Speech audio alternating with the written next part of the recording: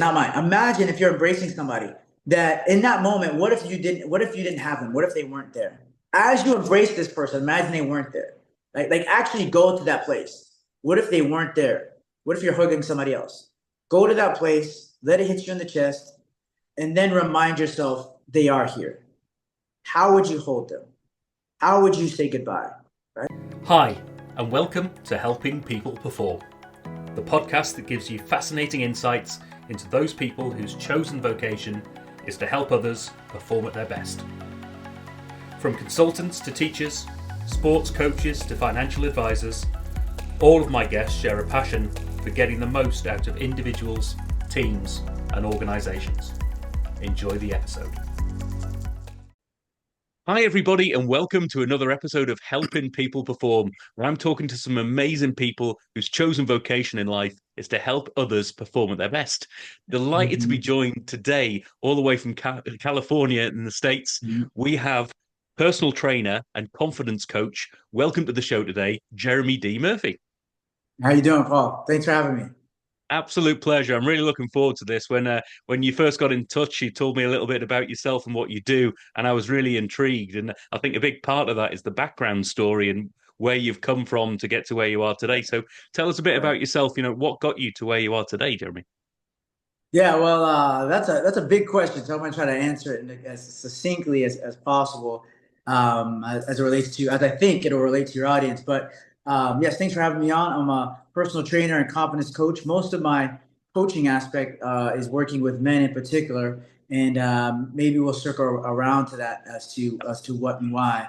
But as far as the personal training side, I train men, ladies, young people, teenagers. My personal training extends from three major legs of my style of personal training. It's either HIIT style training, right? HIIT style training, strength training, or martial arts, right? Boxing, kickboxing, right? And the HIIT style training is what I like to call what my long distance mentor, Funk Roberts, would call metabolic training, right? It's similar, but not exactly the same.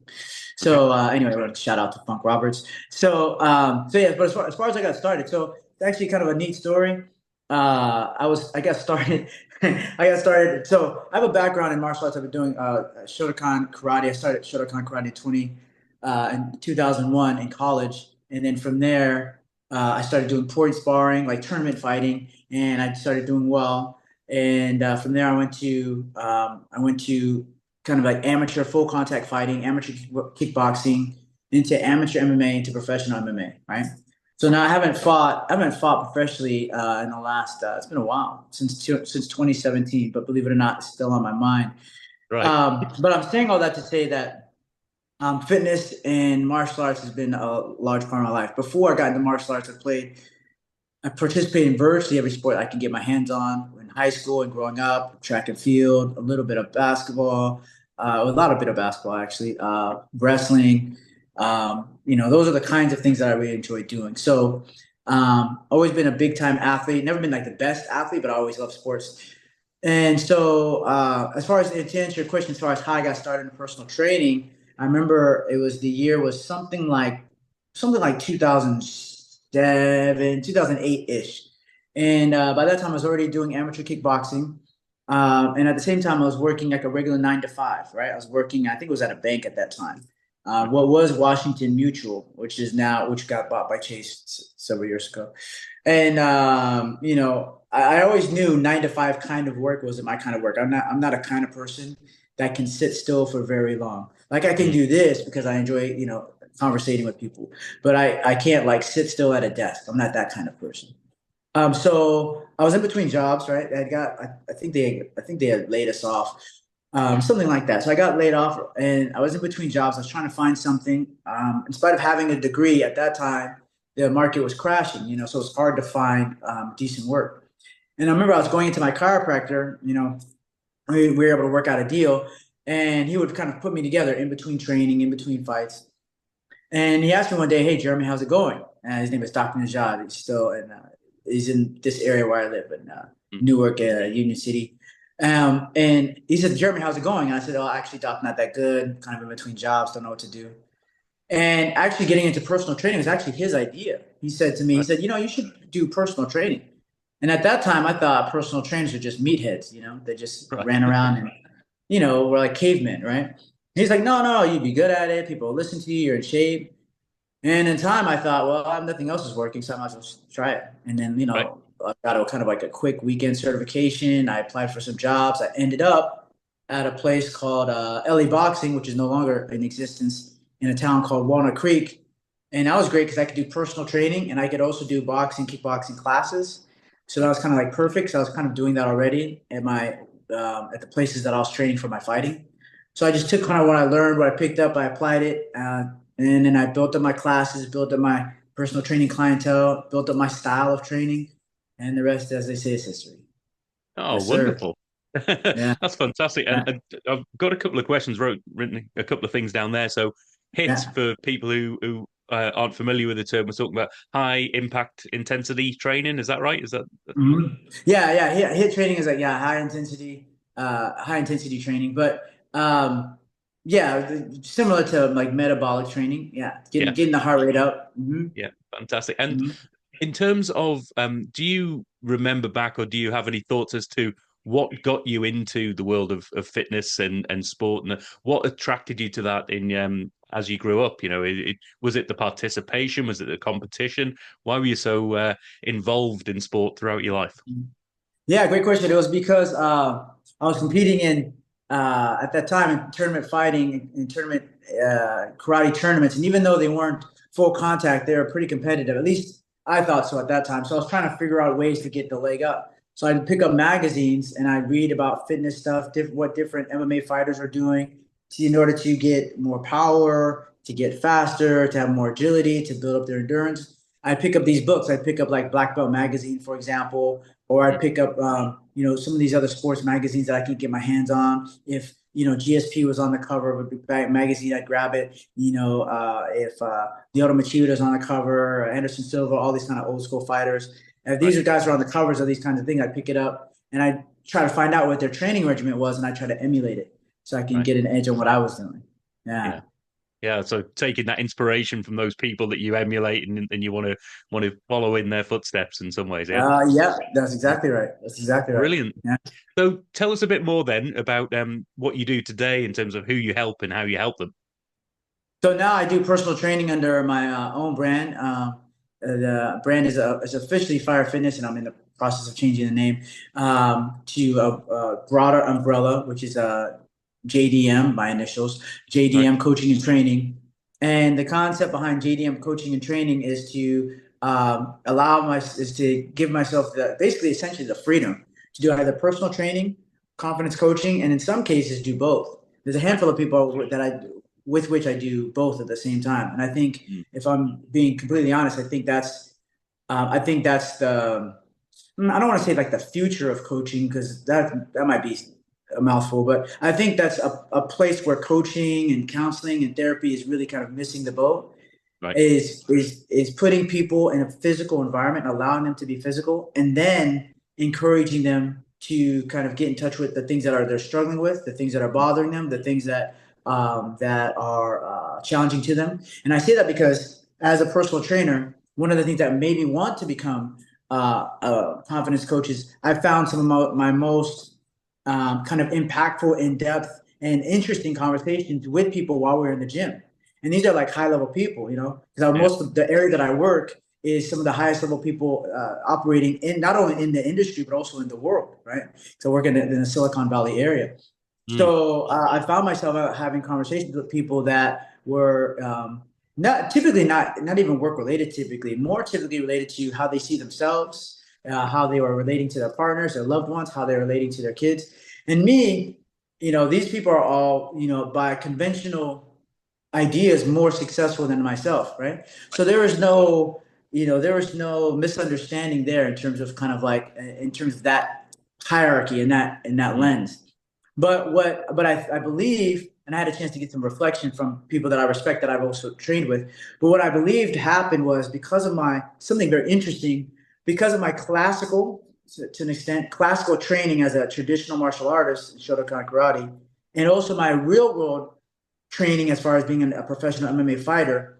it created a level of trust and authenticity that they saw. This has been reflected back to me, that they saw that I didn't necessarily recognize that I had, Right. which is to say, it'd be like, for example, it'd be like if you could. Um, so there's a book called I read a long time ago, called The Art of Learning. I can't think of the author's name right now, but it was basically The Art of Learning was a book that this gentleman, I can't think of his name, but it's escaping me, but maybe it'll hit me later. But this gentleman was when he was young, he was a championship chess player, and then when he was older, he became a championship like a kung fu competitor, right? Right. At 13, championship chess player. At 26, championship kung fu martial arts competitor. And the book talks about how the two are related, even though they seem completely different. How the two relate. Yeah. But as part of that, he talks about how when he learned chess as he was classically trained, but he Mm. also went out in the park and competed in chess with old guys that had nothing else to do, that had all these unconventional moves and thoughts and ideas about how chess worked, right? So it made him a very unique kind of source of information. And so I think that's kind of what I became. Not Mm. not simply because of my own life experience, but because I had philosophies that had come from traditional martial arts that I tried to apply to my life. And Right. that in some ways you can see how they played out in my life, and you can even see in some ways how they played out in how I fought.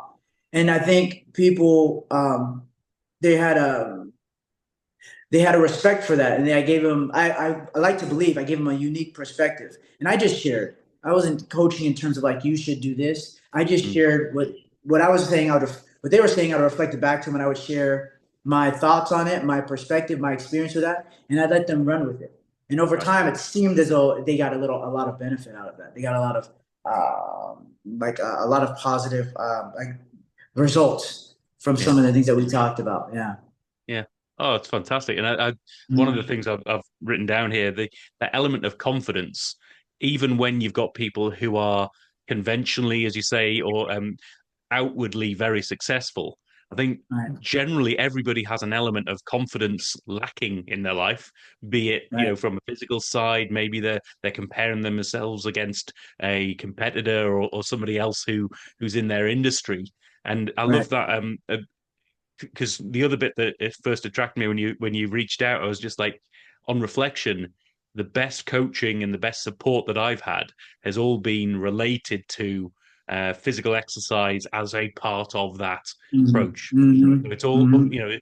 if you're not Mhm. confident enough in your physical movements and your fitness and your sort of Mhm. ability to be comfortable in your body, I guess, then Mhm. how Mhm. do you expect to be comfortable in your mind on top of that as well? And I think the two Right. go really, Mhm. really hand in hand, don't they?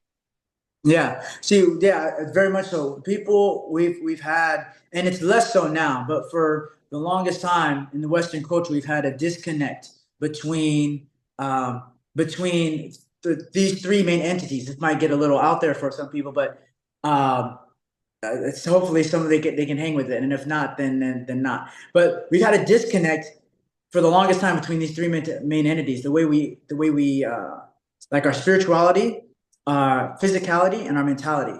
We've approached them as though they are different things, or in some cases, in the best cases, we might have combined two of them. Like, say, for example, our spirituality and our mentality, right? Or our mentality and our physicality.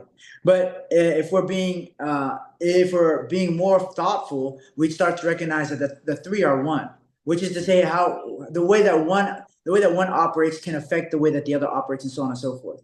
For example, it'd be hard for you to operate at your optimal level as a spiritual person. You could be a pastor, you could be a preacher, you could be, somebody that operates in the spiritual world. It'd be next to impossible for you to operate at your optimal as a spiritual person, let's say a spiritual teacher, and at the Mm. same time have a poor physical health, Right. right? You can operate, but you're not going to operate at your optimum, right? Mm. It'd be very hard for you, and this is what people are starting to discover. It'd be very hard for you to operate at your optimal level as a CEO of Walmart and have and be 40 pounds overweight.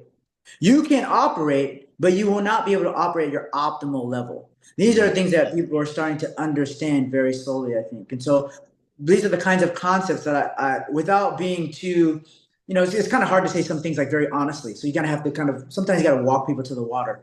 and encourage them to drink, right? You can't make them drink, but maybe you can encourage them to drink a little bit.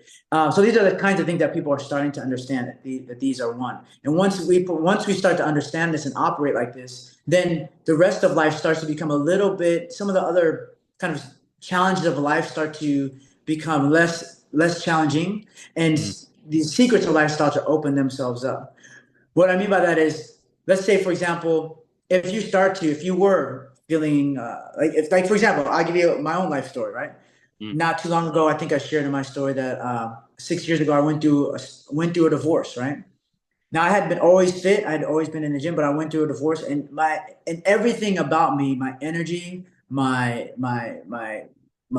way I saw myself, my mentality, my spiritual connection, whatever you want to call it, everything took a nosedive. Everything. Right. The only thing that I was able to maintain for some time was I hung on to my personal business by a shoestring, and I was Mm. in the gym, right? And I figured if I can just do those two things, I can start to slowly figure out the rest. And it took some time, right? Mm. But as I started to do that, that became true. I slowly started to figure out the rest. I slowly started to rebuild my mentality, how I saw myself. I slowly started to regain a connection with something beyond myself. And now Mm. and on the back end, I started to understand these things became one because I was able to maintain that one thing. It allowed me to build the other two, right? Right. And now I operate as though they're a singular thing and not separate things. Right. No, I Yeah. really relate to that, and that element of you can be performing really well in one aspect of that, but if you can't, if as you say, if you're in the boardroom, you're in the gym, you're as a pastor on the pulpit, whatever it might be, you can perform Mhm. to a certain level with one of those things that they're heightened, maybe with two of them, but actually to perform at your very, very best, it's about Mhm. bringing all three of those up at one, isn't it? So yeah, Right. really relate to that. So tell me a bit more then, you because I noticed on your website and things you Mhm. work specifically or primarily with men who have been through a divorce or going through a divorce, or is that your Mhm. target market, or is it that you work with other people on Yeah, top of it? Well, yeah, that's my target market. As it turns out, I've been able to work with a variety of different people. Some in that demographic, and some women, some mm, younger men that are looking to possibly that have gone through a breakup and want to get possibly back into the dating pool, but they kind of want to figure themselves out first. right. So that is my demographic, but at the same time, it's attracted a different variety of people, which I find very interesting. But interesting in a good way. It's like pleasurably interesting. Yeah. Yeah. No, wonderful. And Yeah. on top of this, one of the things I'm always intrigued, you've got people who, as guests on this show, who are putting their energy into helping others perform at their best. I'm always Right. intrigued to find out, what do you do personally to help you be at your very best? So I have a couple of practices. Number one is I journal almost daily, sometimes in the evening, sometimes at night. I have a journaling practice where I essentially I do a handful of things. I do three main things. I check in with myself. So that is to say, like, how am I feeling today? I'm feeling Right. awesome. I had a great day the other day, whatever the case. I'm feeling like Mm. I'm operating on all tens across the board. I kind of check in with myself. That's the first kind of third of it. The next third is I go through I have my affirmations, right? I have the ways because you have to really check your self talk. I even consider that spiritual self talk. Right. You can argue that it's mental, but I would challenge that it's also spiritual. It's a practical way of applying spirituality, Mm. developing your self talk. So I do my gratitude journal. I talk about I remind myself the things that I'm grateful for. I remind myself the things that I have done well recently, that I am doing well. That's the second third. And then I Mm. do my affirmations that are propelling me forward. They're designed to help me stay focused on what's the thing that's next, that's kind of above and beyond, but at the same time, right in my grasp, right? And this is designed to remind me like this thing is right here. It may seem big, but you're already this thing. You're becoming this thing. You are this thing. You are this person. You are this man. And as you remind yourself of that, opportunities in life will allow you to start to materialize that. No, I love that, Yeah. because those are some great practices that any one of us can take on board, really, aren't they? And just start that and see where it Yeah. takes us. No, Yes, wonderful. sir. Yes, Um, sir. so let me ask you, then, if you could help any individual or even a team or an organization with the Right. skill set and the experience that you've got, who would you want that to be? If I can, okay, so that's a fantastic question. So there's a lot going on right now in terms of what's happening with men. I'm sure you've noticed. Yeah. You can make a great argument that we're in the midst of a men's mental health crisis. I don't think, not only do I think that you can make a good argument for it, I think it's an actual fact. And at the very same time, I think it's something that's generally being ignored. We are talking about it more in the last, 5 years, maybe. But it's still, we're not talking about it enough. And so, sorry, give me one second. This, yes, okay. But we're still not talking about it enough. And so, as a result, there's a lot of men who are struggling with life at various ages, anywhere from 16 to 66, and trying to figure out kind of what's next for them. There are people having quarter life crisis, midlife crisis. We have men, taking their own lives. I read a study that said, and I believe it was 2022, we lost somewhere between 40 to 50,000 men in that 1 year to suicide. That's like, if you imagine 40 to 50,000 men taking their own lives, that's not including law enforcement, that's not quite including military, that's not including fire departments, that's not including people that have gone into some situation and lost their lives as a result of their occupation or because of the activity. They have taken their own lives, right? And these are people that are single, married, left children behind. And so this is a crisis in and of itself, because what is our society without strong men? Now, at the same time, on the other hand, there's a group of voices that are, let's just say, not so excited about men right now, right? There's a group of voices that are, you can say, bashing men or talking down on men. There's a group of voices that even say that the fact that there's a men's mental health crisis is not even a thing. Or there's some really, really small, but there's some really kind of incredibly, let's say, negative voices, really that are really almost pushing the narrative that some men deserve to be unalived, as they say online, to have their lives taken. I'm not sure how sensitive your audience is to it, so I'm trying to use words that I think that they might be okay with. But but that's because I want to be respectful of your channel. But that said, you can't judge all men by the actions of a handful. That's number one. Just like you can't judge all of anything, right? I just think some of the nonsense is crazy. Anyway, but so there's that, and then there's another, and so as a result, men feel like, oh, I'm not wanted anywhere. I'm not a good person. Just kind of automatically, just out the gate, I'm not a good person. I'm not wanted anywhere. I shouldn't do anything. I can't say anything. I can't look at anybody. Everything I do is a problem. And so this group of men are searching for, what do I do with myself then? If I'm a problem everywhere, if I'm not wanted anywhere, if everywhere I turn, people are telling me that I'm bad, that I'm just by existing. And then here comes this thing called the red pill, which is saying, hey, you're not bad, you're actually good. But the red pill, in my opinion, takes things to the other extreme. You're good, the other people are bad. All women are terrible. All women are crazy. All women are cheaters.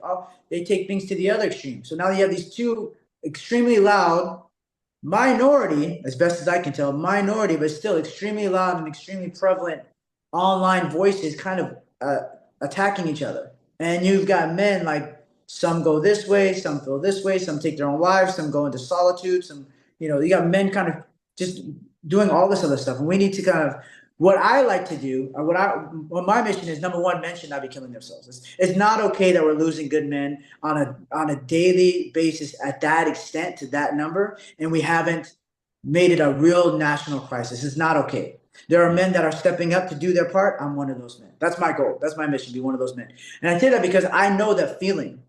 Right? There was a time where I could not understand how a person can take their own life. There's a time. I went through my divorce. I lost my father figure, and I went through a depression, all back to back to back. So I know now, I understand what kind of mentality in that darkness, in that place where you can say, like, you know what, I'm not needed here. While being at the same time the best kind of person you could possibly be. At that time, when I was in that place, I was working my way out of a marriage, but I was a father of two, still a father of two, good person, pay my taxes, take care. My entire life has been essentially devoted to helping other people become better. And yet I'm in a place where I want to take my own life. Now I can only imagine how many other men are in the exact same place. Now, what does the world look like when men, like, for example, what does the world look like where people like that encouraged you, people that inspired you? What does the world look like? What do you, Paul, look like if those men weren't there for you because they took their own life?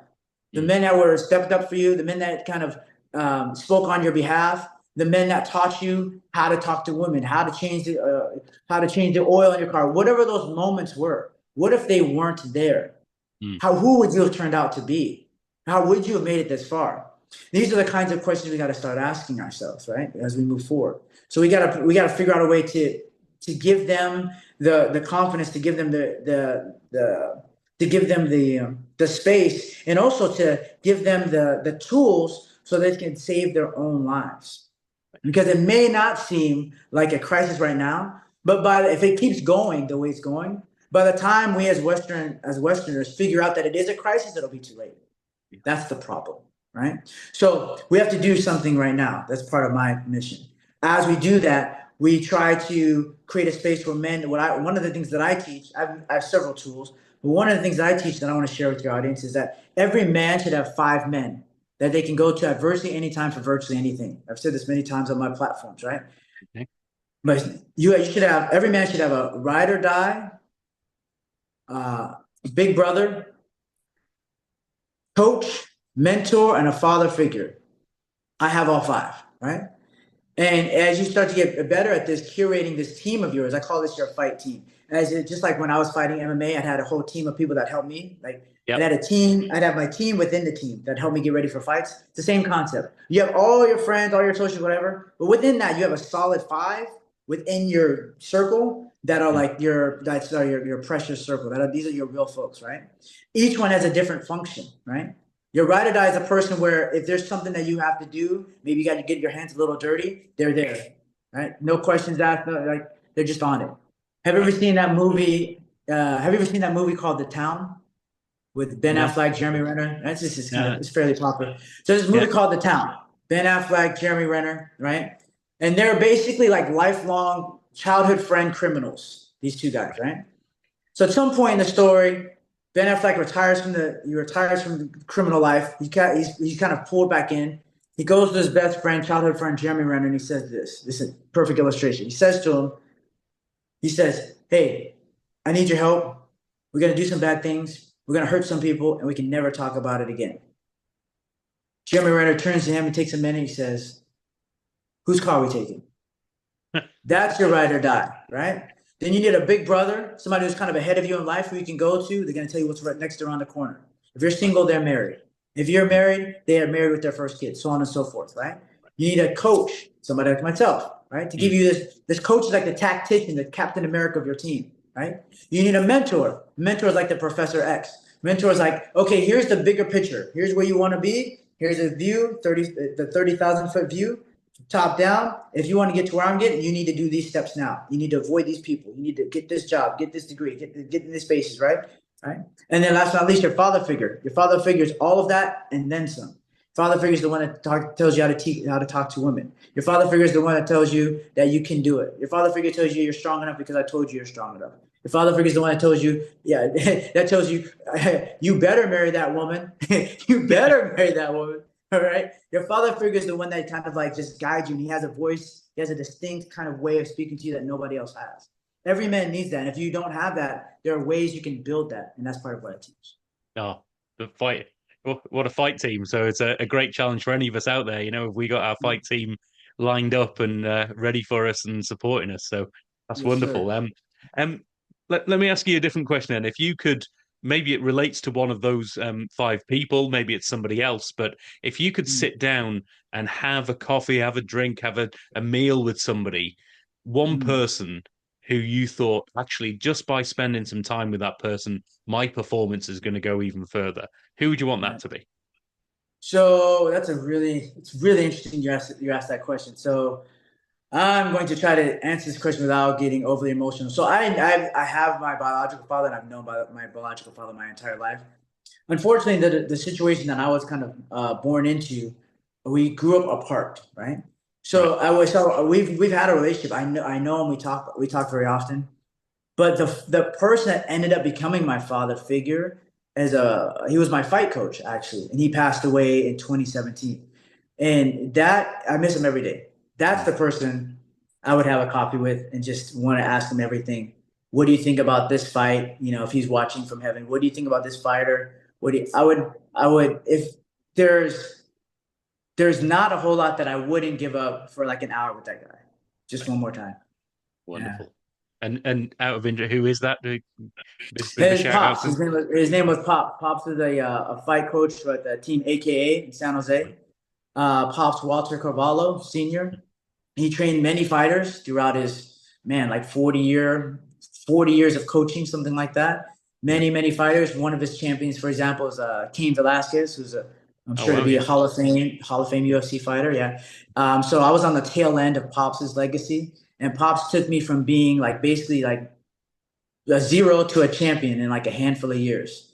And he was just that guy, man. He was the guy where he said if he said go, you win. If he said do this, you did, even if you didn't understand. Because his conviction in you, it was the kind of guy where this is the thing that most people don't understand. This is why saving men is so important. We have lost the value, we've lost the understanding of the value of the masculine frame and masculinity in our homes, in our communities, in our nation. We've lost the understanding, all of us, men and women. We've lost the understanding of what masculinity truly is. But we've also, along with that, unfortunately, we've lost the value, the understanding of the value of the father figure. We've put a lot of media and attention and love and care and respect on the mother figure, and the mother has done great things. But there's also clear evidence when you're raised in a single family mother home, the results versus when you're raised in a single family home with a father. Okay, that aside, there's clear evidence. You're not sure what I'm talking about? Just look it up. I don't have to go into that. We've lost the value of the father figure. And what I've learned when I was training with Pops is the father, and I have other fathers, and I've watched them do the same thing. As a child, even as a grown person, there's still a bit of child in you. There's a bit of child in you, even as a grown person.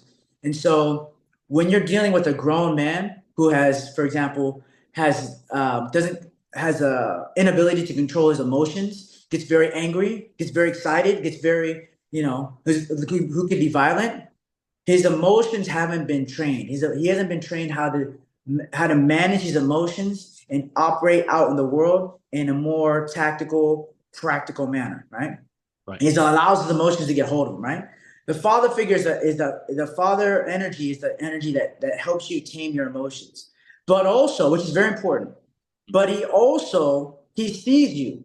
There's a book that I read called it's a phenomenal book called Lover, Magician, Warrior, King. Lover, Magician, Warrior, King. And it talks about masculine psychology, man psychology versus boy psychology. A lot of us are operating out of boy psychology. That's the problem. But one of the things that they talk about, it's a brilliant book. One of the things that they talk about is in man psychology, as the father, part of your duty is you see the child, you see the family, you see them. And there's a recognition that comes from a father that's different from a mother, especially if you're a young boy or a man. There's a recognition that comes. There's a recognition that comes, and part of it is you are good enough. You are strong enough, right? And that comes as you. And then there's an investment that comes from the father. Many fathers is like a tough love, but it's the kind of love where the father says, "When I'm gone, you will be able to handle this, right? When I'm gone, you'll be able to handle this, right?" And different fathers communicate that in different ways, right? There's an example, right, in the movie Black Panther. Black Panther is the first one there's a lot of great ideas in the Black Panther. One of them is when T'Challa, right, goes to the spiritual realm, he sees his father who has passed away. And he says to his father, "I'm not ready to do this. I'm not ready to be king. I'm not ready to do this without you." And his father says, "What kind of father would I be if I hadn't been preparing you this entire time?" That's what the father does. The father sees the child, right? But as part of seeing the child, the father builds the child so that the child doesn't need the father at some point, right? That's what a lot of men never got. A lot of men never got that understanding. They never got that investment. They never got that memo. So they don't know how to operate in the world, whether it comes to building a family, having a significant other, dealing with their children, dealing with their boss. They never got that understanding because they were never seen by the father. They were never seen to let it be known that they were enough. And they never got the investment of that strength to then make the strength their own. In a short amount of time, Pops did all of that for me. Wonderful. Oh, Yeah. big shout out to Pops then. Yeah, definitely. Mhm. Um, I'd keen to know if you were to leave the audience here with one key message from this conversation here, what would you want that to be? Man, that's a good question. One key message is that I there's a couple. There'd be a couple, right? I was listening to who was I listening to that said something that's so brilliant. Oh man, I like to give people credit where credit is due, and I can't. Oh, there's someone. I was listening to somebody, and he said,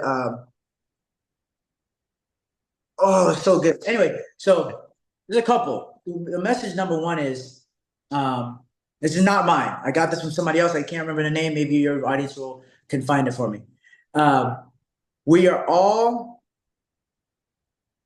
we are all losing. We are life is ultimately a losing game. Mm. Ultimately, we are all losing, right? You're gonna lose your loved ones, you're gonna lose your dog, you're gonna lose your property. Either it's gonna part from you or you're gonna part from it. We are all losing, right? So, in knowing that, again, I got this from somebody else. Hopefully, it'll come to me before. In knowing that, when you are with your people or when you're with someone that's important to you, this thought leader said, imagine when you're embracing somebody, for example. Imagine in that moment not having them. Oh, John Sexton. He's a divorce attorney. Yeah, I believe his name is John. John or Michael Sexton. He's a divorce attorney. He said, imagine, again, this is his, not mine. Imagine if you're embracing somebody that in that moment, what if you didn't have them? What if they weren't there?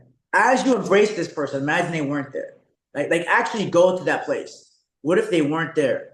What if you're hugging somebody else? Go to that place, let it hit you in the chest, and then remind yourself they are here. How would you hold them? How would you say goodbye? Right? We are all losing. And so we don't recognize that typically until we get to our 60s or 70s or until somebody passes away. But every time I say goodbye to my boys, I say, I love you. Any of my buddies, people on my fight team, like my people that I consider family, I love you. Because I don't know when's the last time, right? We're all always losing. But if you can remember that, then it makes this moment so much better. It makes the next moment so much better. It makes the next opportunity, even if you're struggling, even if you're down in the dumps, even if you're depressed, even if you're $100,000 in debt, you wake up and you're like, I got another shot. Today I have another shot to turn it around. And I can all turn around just like this. But if you have to remember, we're losing, we're all losing, but we have right now. We have this moment right now. What are you going to do with this moment right now? What a fantastic reminder and a great point for us all to think about in that space. I love that. And one final question from me then, Jeremy. If people want to know more, if people want to get in touch, where do they go to find you and how do they get in touch with you? Oh yes, I'm pretty easy to find. So I'm on first and foremost our website, www.jeremydmurphy.com, where I kind of outline the three things that I do the most, which is um, personal training in terms of my, lifting, uh, martial arts training, and men's confidence coaching. I kind of outline those as best as I can. Um, Speaking of personal training, I'm coming out with my own channel, Thrive. Thrive is going to be an online fitness channel where I really show my martial arts, martial arts fitness videos, martial arts concepts. It's more of a passion project. It's just something that I love, so people can follow me at it's going to be at Thrive TV on YouTube. But so that's in the future. Of course, Facebook Jeremy D Murphy, LinkedIn Jeremy D Murphy. I have a lot of content there, and I'm just in the process of revamping my Instagram. I'd also like people, if you're at all interested in learning more about my swagger back coaching, which is designed to help men recover from divorce or a breakup and get back out there into the world, or what I call path to purpose coaching. If you're interested in either of those, or interested in a swagger bag, you can just go to my content, message me swagger, like on Facebook, for example, If you're Yep. interested in path to purpose, you just message me purpose, right? You get for being your audience, you get a 30-minute free coaching session where we can find out what, kind of what you're going through, what you're challenged with, and we can start to design a plan for how you can move forward. Whether it's swagger back coaching, message me swagger, path to purpose coaching, message me purpose, and we can start to work together. Oh, that's fantastic. And I'll Yeah. make sure that all of those links and links to the books and the movies and everything that you've mentioned in here, make sure they're all in the show notes for everybody. And Right. as always with my guests, I do encourage the audience, take people up on these offers, go out and connect, have that Right. free 30-minute coaching conversation. You just never know where it's going to take you. So, um, Right. so many great insights and great stories. And I love the work that you're doing, Jeremy. So thanks for being on the show today, Jeremy D. Murphy. Hey, thank you, Paul. That's great. I appreciate it. Thank you, audience. Hope you guys loved it. Hope you guys got something good out of it. And I'll catch you on the next time. All right. Yes. Mm. Thanks for listening to today's episode. If you liked what you heard, then please give the podcast a rate, review, and share. I'm Paul Teasdale, and from sausage making to banking, oil and gas to Formula One, I help people perform. If you'd like to find out more and have a conversation, contact me via helpingpeopleperform.com.